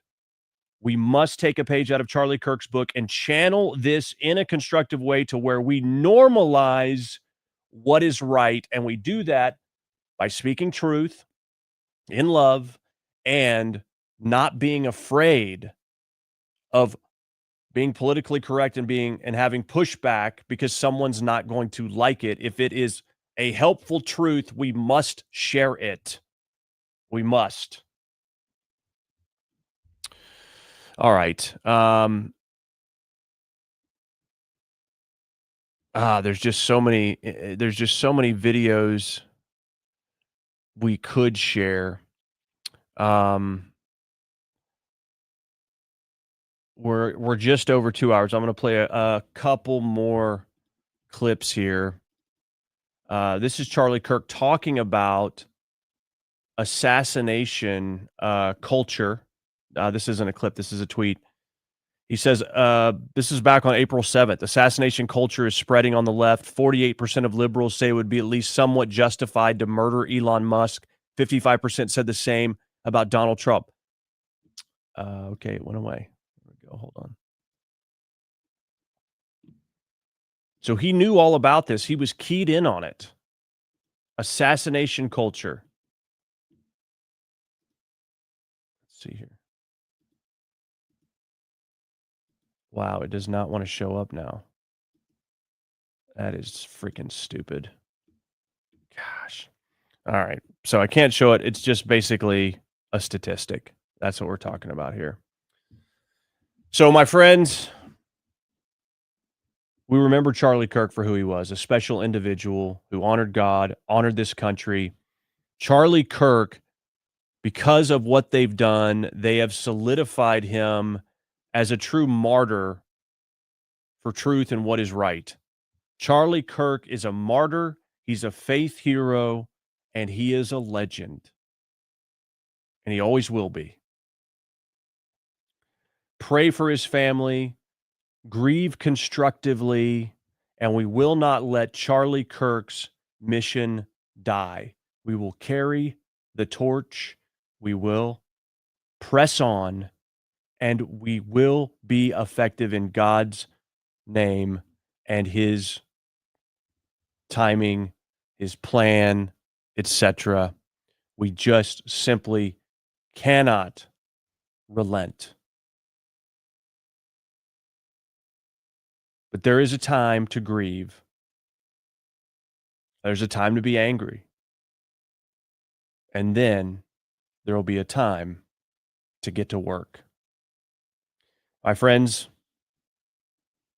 I wouldn't want to process this information with anybody else. I hate that we're having to have the conversation. It's still absolutely unbelievable. I feel like I've been marinating in shock for the last 20 plus hours. But we must continue. We must not let our friend Charlie Kirk, and he was a friend. He was a friend to our values and what we believe, and he stood up and he paved the way in a lot of respects for what we all want on the right, and that is a better America, a more free America, an America that can worship God and not hide that fact and not suppress that fact. And we can teach our kids to do the same. And Charlie Kirk is a big part of that. He is a friend to all those who love those things. And even if you didn't agree with him, he was still friendly. Let us all take a page out of Charlie Kirk's book and follow his example of speaking the truth in love with courage, not for our own sake, but for the glory of God and the pursuit and dedication to truth, because it is the right thing and that light can change the world. Have a great day. We'll see you soon. God bless. Rate, subscribe, and leave a review. It's how we get the word out amidst the chaos. Thanks for listening to The Ike Wingate Show.